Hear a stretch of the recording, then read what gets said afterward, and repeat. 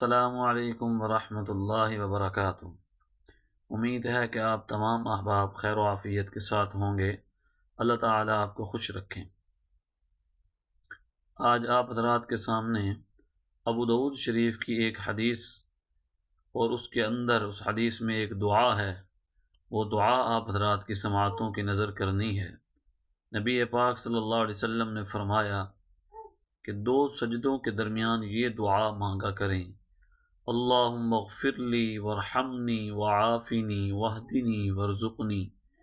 اس کے اندر اللہ تبارک و تعالی سے بخشش کی بھی دعا ہے، اللہم اغفر لی ورحمنی، اور اللہ کی رحمت کو بھی مانگا گیا ہے، اور اللہ تبارک و تعالی سے عافیت کو مانگا گیا ہے، اور اللہ تبارک و تعالی سے ہدایت کو مانگا گیا ہے، اور اللہ تبارک و تعالی سے رزق حلال کو بھی مانگا گیا ہے۔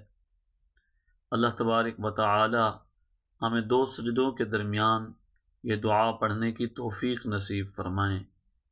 زیادہ سے زیادہ اس ویڈیو کو شیئر کریں، لائک کریں، کمنٹ کریں، اور اللہ تبارک و تعالی سے ہدایت اور اللہ کی رحمت کو زیادہ سے زیادہ مانگتے رہا کریں۔ السلام علیکم ورحمۃ اللہ وبرکاتہ۔